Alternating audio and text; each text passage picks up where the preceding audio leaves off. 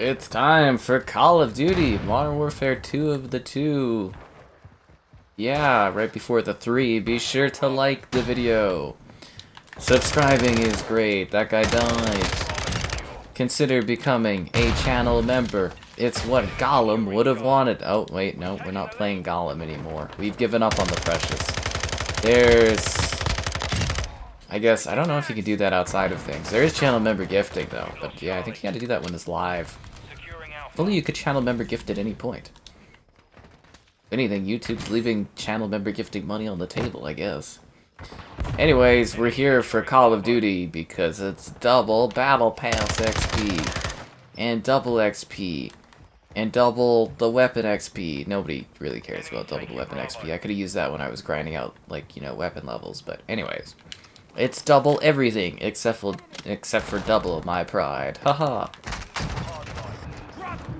Anyways, it was a crazy night. Oh, damn it, there's a dude over there. It was a wild night. Succession ended. Barry ended. Now I have nothing to watch on TV again. Yeah. You ever get that feeling when you've done some of your favorite shows and you're just like, oh wow, no, that's it. It's over. We're taking Alpha. I don't want to spoil things, but I'll give quick tidbits. I hated the ending of Succession. Makes the whole show feel utterly pointless, so I don't think I'll ever have the need to rewatch that show again. What is with the connectivity on this? And then Barry. I can't say I necessarily was like, you know, happy endings, but I was a very satisfying, very surprising, very fun, and very well done conclusion to Barry. They nailed it. Man, that kept me guessing the whole way through. Pleasant surprises. It kind of went away I thought it was going to go, and then it went in a different way too. Barry's very good. Barry's a good watch. Succession, though, the whole thing just seems completely pointless now. Completely, utterly pointless. So yeah, I don't know if I need to rewatch that again, ever. So that's disappointing, but that's how the cookie crumbles. Anyways, yeah, that's all done. And I finished Gollum last night. Gollum was terrible. If you were there with me for Gollum, you Gollumed alongside me. We Gollum to the end. So I've got the Gollum review will come tomorrow. And you will get to see my... Actually, I think it's some of my funnier work, Gollum, but it's gonna be a good review. It's gonna be a great review. We're gonna Gollum to the highest times. Have I recovered from Gollum? No, I haven't actually. Gollum is a deep cut, you know. Gollum is the Gollum that keeps on Golluming. Okay, we're good on that one. I have to, like, watch my internet connection tonight, though. I mean, if it disconnects, whatever, I don't care. But, yeah, it was raining really hard, like, 2 minutes, well, that's 5 minutes ago it ended, but it was raining hard for, like, 10 minutes, so... I have no idea how the weather is gonna go. But no, I've not recovered from Gollum. The stings of Gollum. The lashes of Gollum. They'll sting deep. It's like a generational trauma, is what Gollum provides. But yeah, I did manage to somehow get enough quiet for a brief period of time today so that I could get my Gollum review recorded and ready. Gollum strikes hard. And then tomorrow, we've got a great time. Unless I get like some kind of random new game that's really hype and I need to do like a stream of or something like that. Tomorrow we've got Secret Agent Espionage. I did a video on it a while back, but I managed to score a nice sponsored thing from them, so we're gonna live stream the whole thing. It's a fun, quirky, throwback Secret Agent game that's very entertaining and humorous, and it actually was fun. You can actually go and check out my video going over it, where I, you know, showed it off originally. So... yeah, you can even see that I had opinions of that beforehand, but I'm very excited because it's gonna be a nice quick stream. It's gonna be fun. It's gonna be enjoyable. We're gonna have laughs. We're gonna shoot people. We're gonna earn achievements. I'm gonna get all the gamer score. It's gonna be great. We're gonna have a great time. Everybody's gonna be happy. We're gonna have an excellent time being secret agents. It's gonna be excellent. Excellent, man. It's gonna be a great time. Everyone's gonna have fun.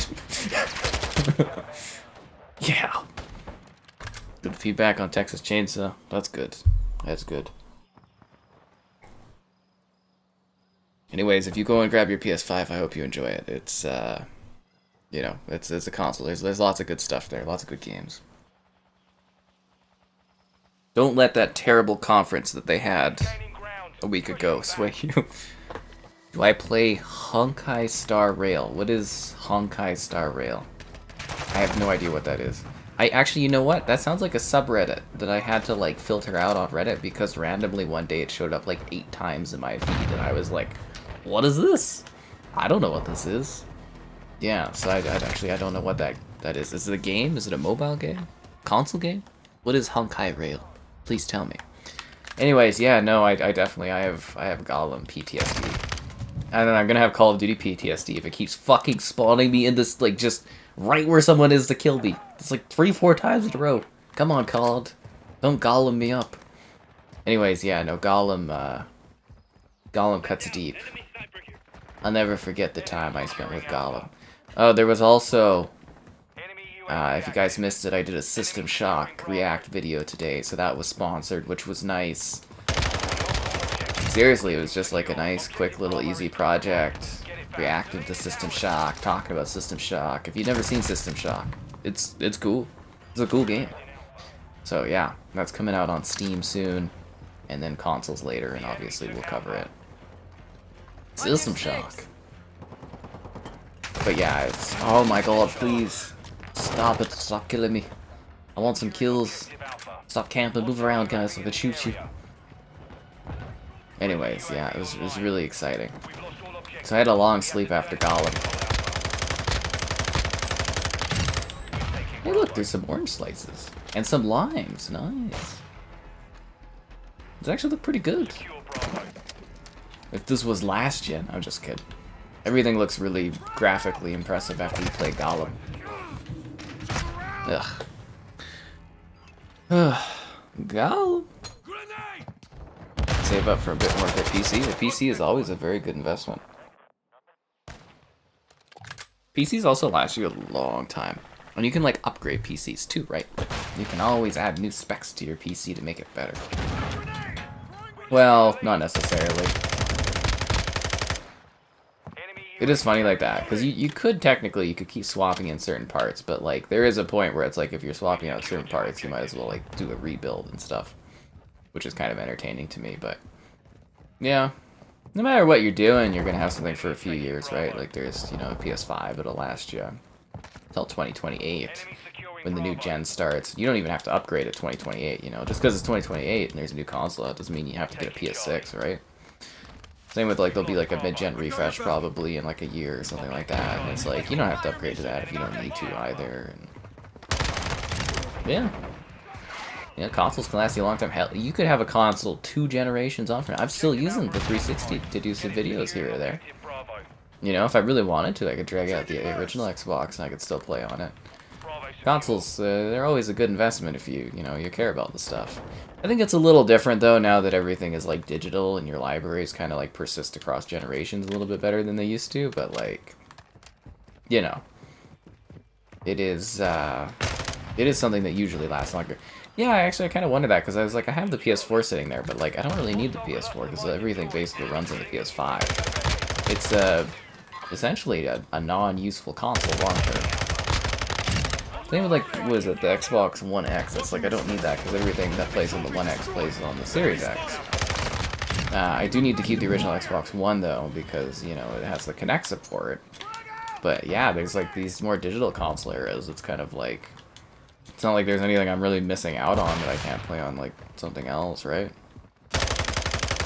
We're losing Bravo. Damn it, dude, you got me.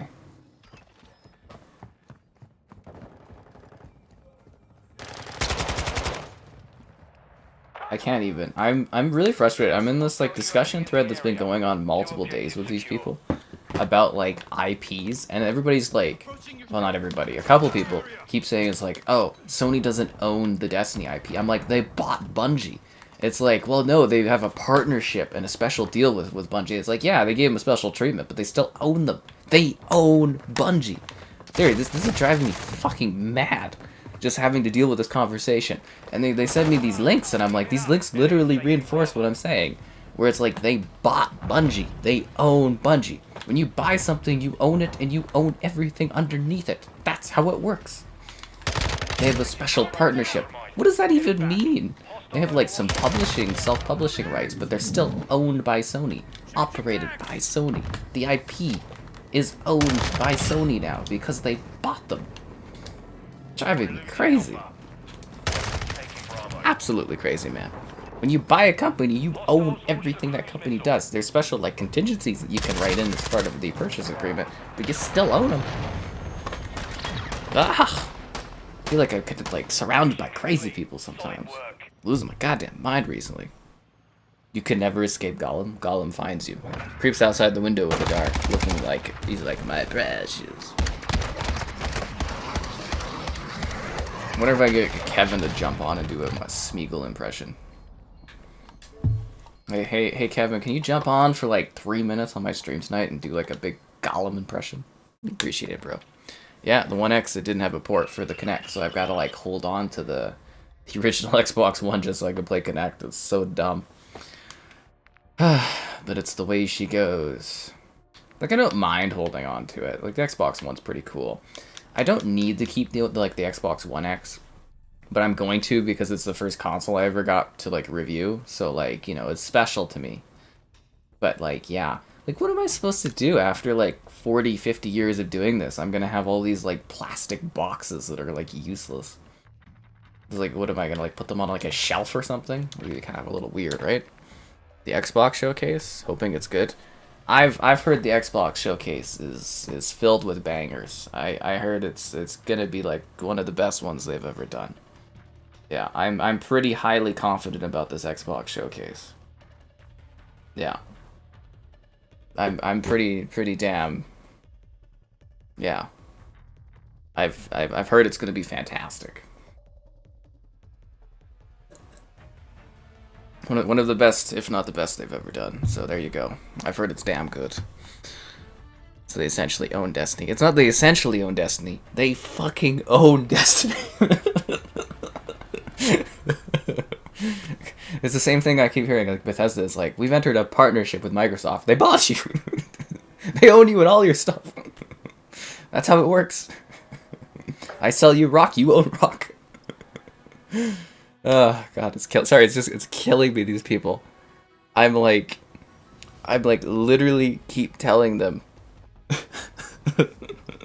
Will I co-stream the Xbox event? Yeah, that's the plan right now. That is the plan. Redfall for Gollum for Game of the Year. That's actually one of my favorite things to do at like the end of the year. I don't know if you guys have been around long enough, but I'll do your favorite game of the year, and I'll put all the bad games that people hate, and everyone gets so mad they'll be like, I don't like any of these games. Like, I think the one year we did like Vanguard, Battlefield 2042, and like 2 other like really bad games, and everyone was like, I hate these. You can't be serious that these are the best games of the year. And I was like, these are your only options. You have to vote within the constraints of the poll. I love that. Yeah, it's just killing me, but Redfall or Gollum. Gollum is somehow worse than Redfall. I'm not even kidding. I'm very, very excited. Like I said, my... Oh, that's a... How the hell did that guy get there that fast? Anyways, like I said, my Gollum review... It's uploaded, it's ready to go. I just had to put the details down on it, but, like, it's good for tomorrow. But, yeah, Gollum is somehow worse than Redfall. The bar was 2 out of 10, and Gollum somehow just lowered it. So, I don't know. I don't think there can be a worse game than Gollum, but we'll have to wait and see. Yeah. Anyways, Gollum. Oh my god. Actually, you know what? I'm gonna have to make a note to actually check something on Gollum. One sec here. I gotta double check I did something on Gollum.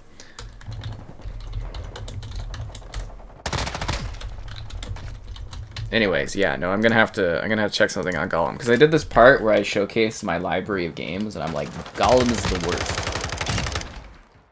Yeah, I'm gonna have to double check that showed up there, because I did an overlay because the game kept crashing when I was trying to record my review. So yeah. So anyways, how bad is Gollum? Let me show you how bad Gollum is. I have 854 games installed. I have more than that, but I swear it's just buggy. Because I added these two, and I still have 854. It doesn't make any sense. But I own just under 3,200 Xbox games, not to mention, like, I don't know, several hundred PlayStation games, a few hundred Nintendo Switch games, 500 plus PC games, miscellaneous games in other places. And Gollum is the worst game I have played out of all of those libraries of games. There is not a single game out there that is worse than Gollum out of all the games I've played. Literally thousands of video games, and Gollum is the worst. Anyways, it's gonna be quite a review tomorrow. It's gonna be quite something. There'll be laughs, there'll be cries, there'll be Gollum. Because Gollum doesn't let you forget. Anyways, yeah, no, Gollum was life-changing. Okay, System Shock trailer looked fantastic. It does. I really hope that one's really, really good. Inappropriate for Lord of the Rings. Oh, Gollum stuff? Yeah. Okay, let's see. What is Honkai Rail? Something about... It's like Genshin Impact? New game by Genshin Impact Hoyoverse. Storyline-based game. So where can you play... Where can you play this Hako, what is it called? Something rail? Securing Alpha. Hoyoverse. Okay, whatever that game is. I don't know. Maybe send me details on like Discord or something. I can take a look at whatever this rail Hoko rail game is or whatever it is. Yeah. I mean, if it's from the Genshin Impact people, it must be semi-popular and maybe worth checking out. All objectives secure. Expect counterattacks. Expect counterattacks, okay. Enemy securing Charlie. So somehow we took all the objectives. I was able to focus in on the chat. And it looks like my teammates functionally were doing their job this time. This is mind-blowing to me. This isn't how Call of Duty works. Our UAV is orbiting the area. We've lost Alpha. Usually I'm just surrounded by like people that don't know what they're doing.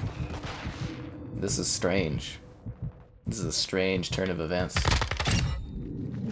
Looks like the other team... Oh, I didn't want to climb that ladder. It looks like the other team just is, like, terrible or something. They're making me look like I'm good at this. This is hilarious. Breakpoint over Gollum? It's true. Breakpoint is a better game than Gollum. Securing objective Alpha. Bungie made it clear they fully control Destiny. Secured two objectives. Enemies taking But they are owned by Sony. Sony bought them. They have... I don't know why I still have to go over this.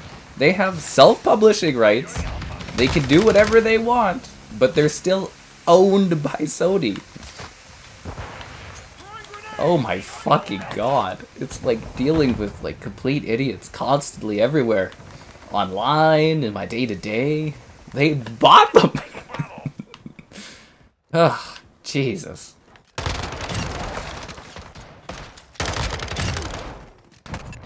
I can't even. It's like saying that Microsoft doesn't own Minecraft just because Mojang releases their games on other platforms and they have, like, publishing control to do what they want. They still own them. It's still their IP. Switching mags. Fucking crazy, man. It's crazy, honestly. It's this nonsensical craziness. I can't even, man. Securing objective Charlie. Sony pulled Cyberpunk. They had to do that because CD Projekt Red like promised that to consumers. I think Sony was pissed about that because I don't think Sony has ever taken a game off of their like store before. I think that was the first time that's ever happened, and I think they were kind of their hands was forced due to like it was either consumer complaints or because like CD Projekt Red was like promising like refunds and stuff, and that was a nightmare actually. Like I'm sure Sony were probably very, very mad. They lost a lot of money on that. I'm sure they were not happy about that. Yeah, Tears of the Kingdom. Oh my god. You didn't finish Alan Wake 1 before 2? Get ready for that, man. Yeah. Anyways, the plan is to co-stream the The Xbox event. That should be fun. I hope it's good. I mean, I heard it's... I just already went over that. No one was excited or buzzed about that? Okay, whatever. It doesn't matter. Gollum was in my recommended. It was, Gollum was bad, you know. Like, the first 5-6 hours of Gollum were mundane. Boring. Empty. You spend it in an orc slave camp. But you know what I mean? It functioned. You know, sure, the performance tanked and the visuals looked horrible and the story was really nonsensical and boring. But, you know, Gollum worked for the first 5-6 hours. I don't know what happened in the second half of the game. It's like as soon as we started streaming the second half of the game, it was like, crash. Crash. Crash. Slip on a rock. Crash. Die. Crash. Get to a place where the cutscene's supposed to trigger. You're just standing there being like, why aren't we done the level yet? Pieces of the map missing. Textures missing. Gameplay elements missing. I don't know what happened to the second half of that Gollum game. But I will stand by, I think the spider part... Are these guys just, like, camping these, like, corners? Holy hell, man. Move around a bit. Anyways, the spider portion... I think it was the spider portion. Or maybe the spider caves. Were, like, the only part of Gollum where it actually seemed like everything functioned properly. Like, it had, like, higher resolution textures. And, you know, it smoothly kind of ran. I feel like the person that handled the QA or whatever... Or the development on the spider tunnels were the only people that really knew what they were doing. Or maybe the spider tunnels were so tight and linear that it was the easiest part for them to make look good and run well. Go! Oh, and I really missed my mark. Be sure to like that there stream. Subscribing's great. Donation's cool. Consider becoming a channel member. There's channel member gifting. For all you golems out there. There's the Patreon option if you prefer that. The Discord for stream alerts, chatter, and great times. The Xbox Store affiliate link for your Xbox Store purchases. The Amazon Store affiliate link for your Amazon Store purchases. And GamerHeadquarters.com, I write stuff sometimes. And if for whatever reason you firmly believe that when one company buys another company, that the parent company does not own the IP, please exit the live stream and go somewhere else. First and last warning. I'm done. They left? What do you mean they left Halo to Microsoft? Microsoft said as part of the exit agreement or whatever, let's be real here, Microsoft was never going to let Bungie take Halo. They literally, like, Microsoft owned Bungie. Microsoft is a nice enough company, which really doesn't make any sense, where they allow companies to, like, buy themselves out of, you know, being under Microsoft. That's essentially, like, what happens. And from what I understand, Bungie wanted to keep the Halo IP, as, you know, it is their IP, they made it, blah, blah, blah. But Microsoft was like, ha, yeah, our biggest IP, we're just going to let you take? No. Definitely not going to happen. But anyways, they were nice enough to let Bungie leave. They didn't have to.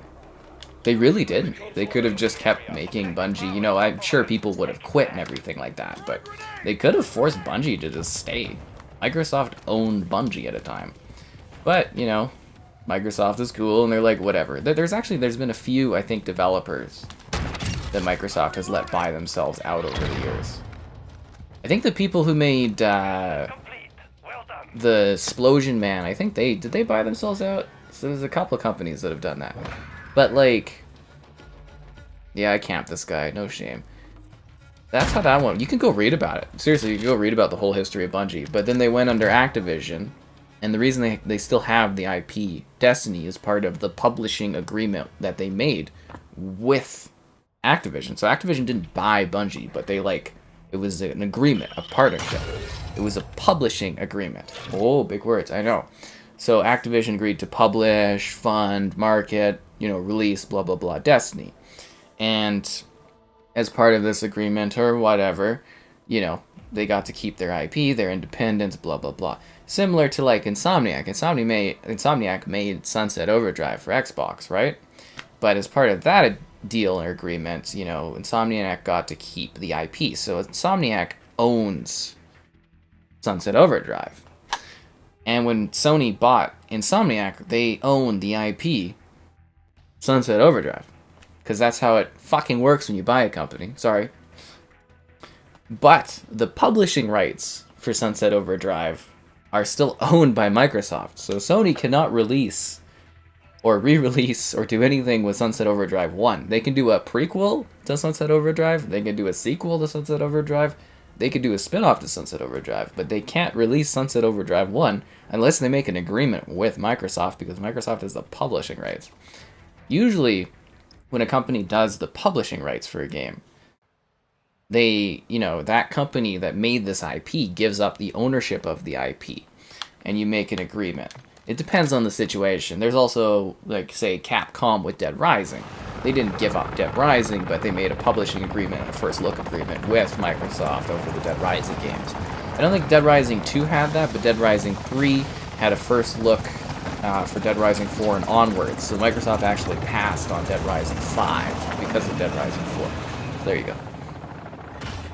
Hardpoint. Hold Strasser, capture and hold the target area. A buckshot of salad, you're damn right you did. My favorite COD campaign? Call of Duty 4, man. The PlayStation Showcase was bad. Yes, it was bad. My settings? What settings do you want to see? Will we see Fable? Probably.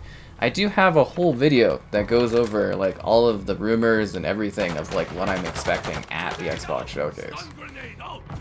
And like I said earlier, I've heard it's gonna be, like, it's gonna be top tier, this Xbox Showcase. Top tier, man. Great. Full of bangers. Anyways. Gollum. Hello there. Sunset was pretty cool. It was. I really liked Sunset Overdrive. I really hate that we didn't get a sequel to that game. I really do. But it was a casualty of the Xbox One era, with Xbox not selling many, games or consoles actually. Well, I mean, you can't sell too many games when you don't have too many consoles out there, right? But yeah, I think Sunset Overdrive was one of the casualties of the really poor launch of Xbox One. Sadly, because that game's awesome. Great game. Great fun title. Yeah, that's a good one. Maybe we'll do like a stream play of that someday. We'll sit there and we'll work through Sunset Overdrive. I really did enjoy that one. The humor and everything like that really just quite hit for me. The other question though is, will the humor still hit with me now that it's been, like nearly 10 years? When did Sunset come out? 2014 or 2013? Like late 2013 or early 2014? I think it was a 2014 title, wasn't it? I know it wasn't launch, but anyways, we'll just say nearly 10 years. I think that's close enough. But yeah, no, Sunset was fun. I went and I did like the Microsoft Store midnight release of it, because they just opened a Microsoft Store here back in the day when that happened, and they did like cool giveaways. It was fun. It was a great time. They had pizza and everything like that. Yeah. Oh, and that chip you guys wanted me to buy, apparently it is in Canada land. It's available in the US and Canada land. So I'd have to look at how much this chip costs. I'd have to go to like a grocery store to find it, I guess. But, if you guys do want to pitch on how much you want to send me to do this stupid chip thing, I think I could make this chip happen, because it is available here. Yeah. It was in my list of things to get through. Anyways, what settings did this guy want? My settings are like pretty much all default, dude. There's nothing special about the settings I have set up here. Honestly. It's like literally whatever it comes with is just like what I play with, and I just get used to it.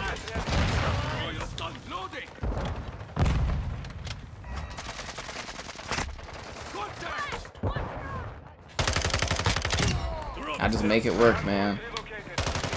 I'm very excited to be getting a new controller, though. I work with Hex Gaming or whatever, so yeah, well, not whatever, they're called Hex Gaming. And they sent me this custom controller. So this one's gotten worn down because, all these live streams and stuff beat it to hell. So I'm gonna get a new one that's coming soon. It's gonna match my PS5 controller, where it's like the I guess they call it the Iron Man red colors. Apparently everybody says that, so let's just embrace it.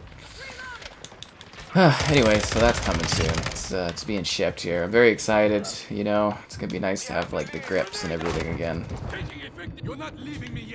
You know what it really is? It's this game. Doing streams of Call of Duty just like freaking burns these controllers, man. It just hurts them. A lot of wear and tear from all the videos and streaming work.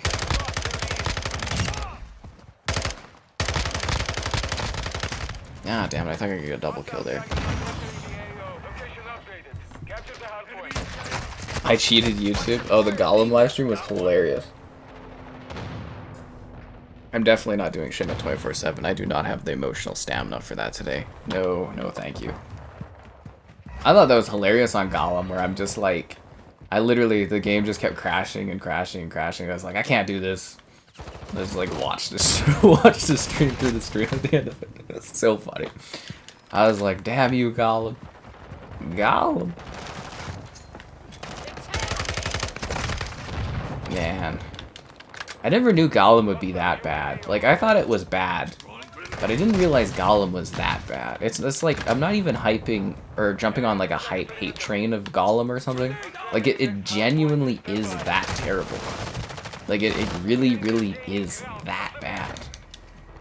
I don't know how they did it. But yeah, no, Gollum just... Oh, man, that sucks. I try to see the best in video games, and there's just, like... There just isn't anything there. That's the second time I felt that this year. That's a teammate.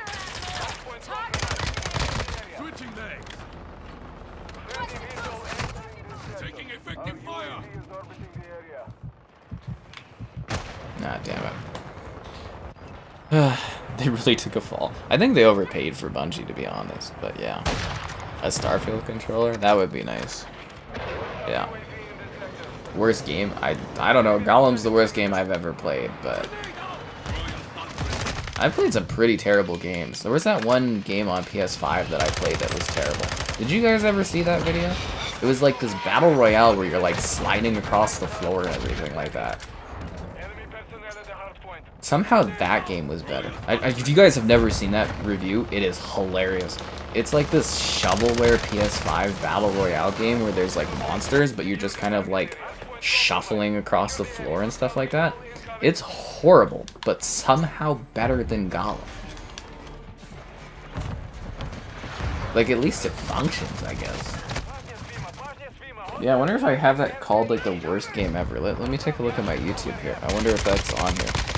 Worst.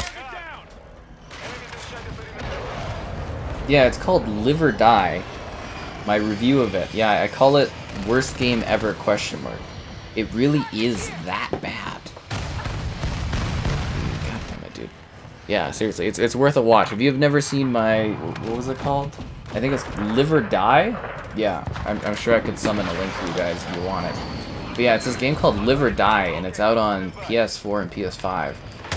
And it's hilarious. Like, you just, like in the video, my character's just like sliding across the floor while monsters eat you. But somehow that is a better game than Gollum. I don't know how, but it is. I guess because at least it functions sometimes. I don't know, man. Gollum is bad. They should be ashamed of Gollum. My all-time favorite game? Halo 3. A Spider-Man custom controller? Probably. Yeah, I do wish the PlayStation 5 controller had batteries you could take in and out. I'm sorry, I don't want to give it up. Like, I saw some people on, like, when the Xbox Series X was first announced, and they're like, oh yeah, the controllers are gonna have, like, you know, a battery on the back. I was like, thank God. Because, like, you know, the PS5 controller, it's great and all, but man, I do not like the battery life on that thing. It just dies. Like, I could barely get through, like, a live stream with that thing, like, you know, doing, like, a story mode live stream. And the batteries, I'll have to, like, plug it into my PC and stuff. It's just not good for battery life. It's a very nice controller. It feels very nice for playing. It's awesome, but man, I wish it had regular batteries.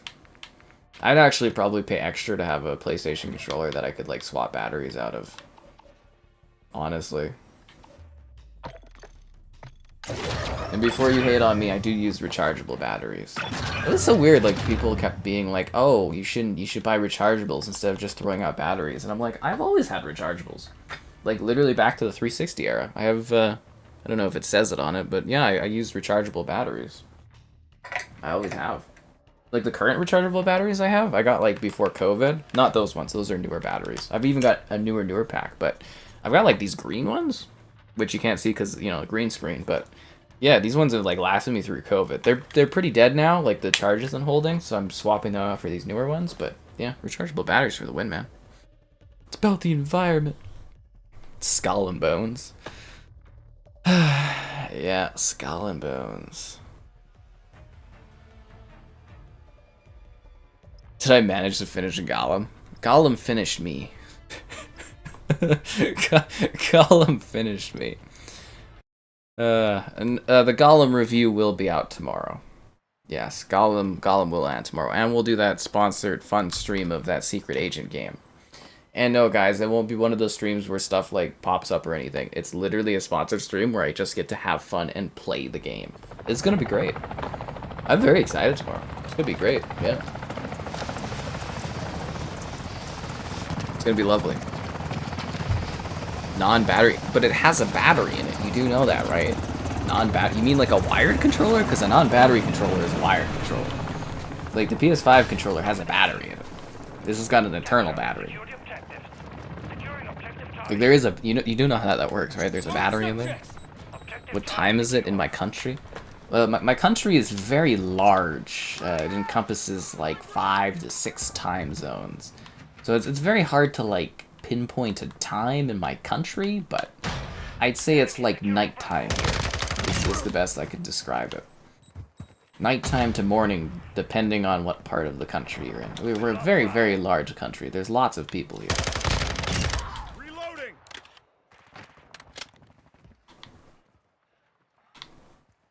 I didn't know you could see somebody over there. That is amazing. I've never noticed that line of sight before. Is that new? Wow. That's really, really cool. Huh. I've never noticed that. I got Gollum to review, yeah. But you think I bought Gollum? Will I stream Mirage? Yeah, probably. Probably. Yeah, I mean, I work with Ubisoft fairly closely. I do get their stuff to review. I mean, I've covered a number of Assassin's Creeds. Yeah, no, I fully expect we'll be streaming Mirage whenever I can show it off. Yeah, definitely. Yeah, we'll be covering Mirage for sure. There'll be a review and everything for it. I've been reviewing Creed games since...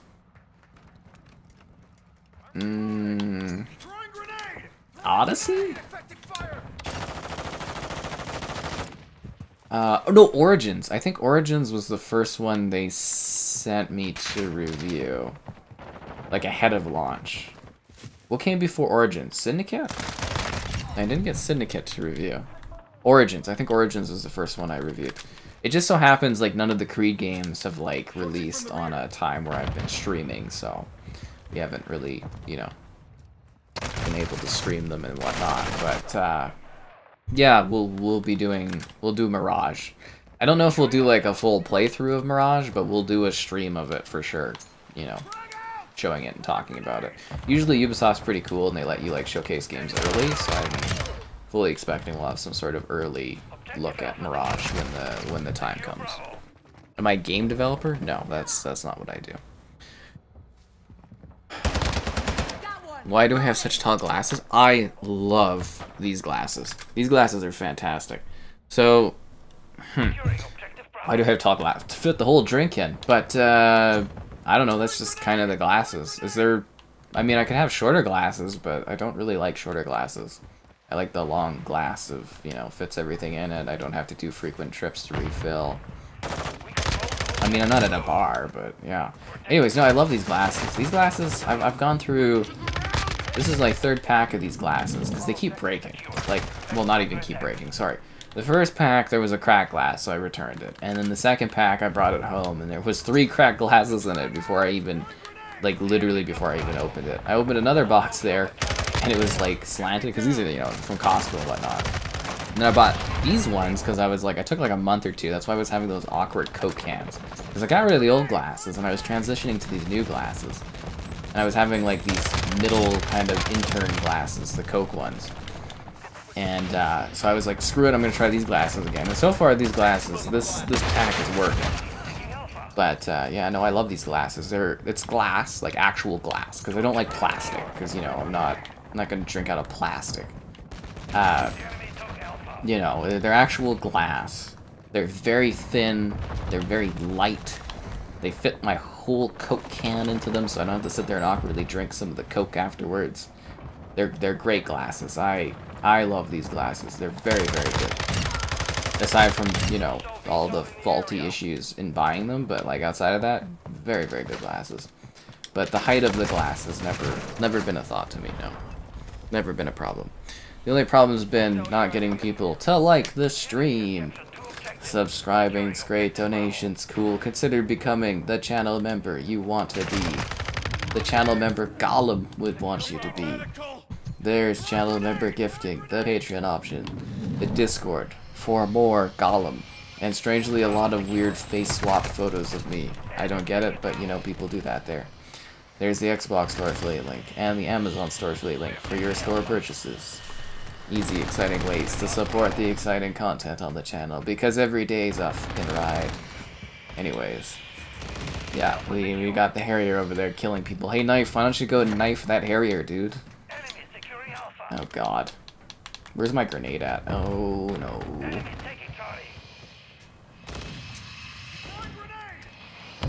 Yeah, if he had a name instead of Knife as, like, something like Gun, he could have shot that plane down. Would have been helpful. Don't think of it as refilling, but refreshing my drink. Nah. Oh, man. Nah. Yeah. Nah. Nah. I think for Skull and Bones, though, it's just, if anything, it's gonna just be meh. I don't think it'll be, like, really bad, but I think it's just gonna be meh. They spent too long on it. They should have just released that years ago and just took the loss. Like, so if you didn't know, for Skull and Bones, they have to release it. They have a contractual obligation with the government of Singapore for, like, write-offs and stuff reasons, and they have to release Skull and Bones at some point. Seriously, like, they're literally contractually obligated to a government to release that game. So someday, you will play Skull and Bones, unless the government, you know, allows them to do some kind of weird pay thing to get out of it, but yeah. Eventually you will have to experience whatever Skull and Bones ends up as being. Yeah, so there you go. Skull and Bones, yo. Skull and Bones. Anyways. The precious thumbs up of Gollum. Gollum! So hello there, yeah. I know, that's exciting, right? Call of Duty, Gollum. I'm just hoping someday we can forget all about Gollum. My one press pal was having a good laugh on Twitter when I shared him the Gollum live stream, and he was like sending me like little clips from it, and he was having a good laugh. I'm like, I'm glad you enjoyed it, man. Oh, that was funny. Torturous games that. I'm just still debating if I want to do a Series S review of Gollum or if I just want to get rid of it and just forget about that game. Oh, it's bad. So bad. We hold all objectives. Keep them secure.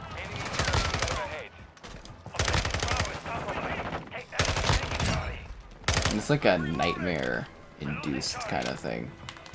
Literally doesn't escape you. You never escape Gollum. He always finds you. Like a sniveling weird creature going, my precious, in the backdrop every 20 minutes. Ugh, what a terrible game. I'll never forget the frail old man, though. Best character. Quantum Break 2, I don't think we'll ever get a Quantum Break 2. They have, Remedy is way too busy, and I think Microsoft has ruined that relationship between them and Remedy. I mean, Microsoft doesn't even have the marketing rights to Alan Wake, which is an IP they owned. They just gave up the IP out of, like, niceness to Remedy. Oh, it's just crazy to me. But, yeah, well, I don't think we'll ever see Quantum Break 2. I would love to be, you know, surprised by it, but I don't think Microsoft's going to pay for it. And I think Remedy's got way too much going on to work on it, so I don't see it.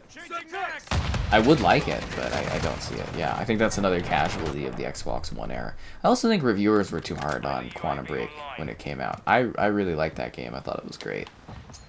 But, yeah, so, like, Remedy, they're working on, you know, Alan Wake 2. They're working on, like, Control 2, Control multiplayer, I think. Another multiplayer game. The remakes of Max Payne 1 and 2 as a single game. I think that's everything. But that's a lot for a single studio to be working on. The funnier thing is, like, you know, if Remedy would have been doing more output during the Microsoft era, you know, probably would have had a relationship that was better with Microsoft, and Microsoft would have eventually bought Remedy, but it is kind of funny that they took that long with Quantum Break, and now they're sitting there pumping out these top-tier AAA games so fast. It's humorous, because, you know, now they're, you know, independent, and it's like do or die. But then again, they do have a marketing, they have a publishing agreement with Epic Games, so I'm sure that's nice and cozy for them for getting paid, but I'm sure Epic also has, like, demands on when they're supposed to get these games out the door, right?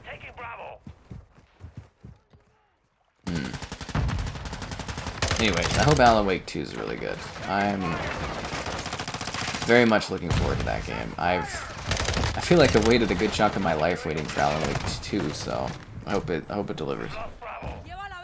Yeah. Honduras. That's interesting. It's a very interesting location. Oh man, what a time. What a time. I can't even believe some of the days I have. It's just madness. Okay, you're dead. You know, this map, I thought it was okay always, but the more and more I play it, the more I go, ugh, I'm tired of this map.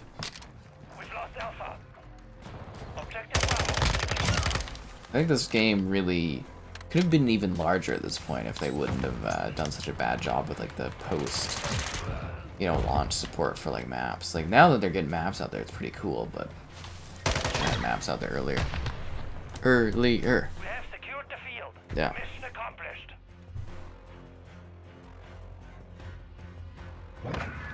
Alright. He's got the MP5, guys. He's got the MP5. What a gun. I'm also very interested in these polls I've been doing, where it's like, what is the best generation of, like, these consoles? It came to me when I was on a walk. I was like, how do I reutilize existing poll concepts into something new? And I was like, these are genius. People are going to vote for this like crazy. And sure enough, they have been. Yeah, pretty good. Very happy with that. Bam, bam. Okay. So, there we go. Again, I'd like to reiterate from earlier in the stream, like I did mention, I've heard that the Xbox showcase is filled with bangers. It's going to be great. So, there you go, guys. It's time to get hyped. Oh, thanks for joining, Master ER. Did he try to join last time and he couldn't because I was tired and I went to bed? I think that's the dude. Nice to have you in here. There's Knifing. Or whatever. So we're trying to do the Battle Pass, obviously. And we got 16 days left. We're not going to finish it, but if I had my 20 tier skips like I should, I would have been at 82. I could have finished this Battle Pass pretty easily. So we're going to go after that COD coin. I don't play Black Gold, so we'll find a different map there. We're going after this. We want that COD coin, because we got those COD coins, got those COD coins. We don't need weapon XP. We don't need any of that XP crap. We don't need any of that crap. Okay, so our goal is that last bit of COD coin.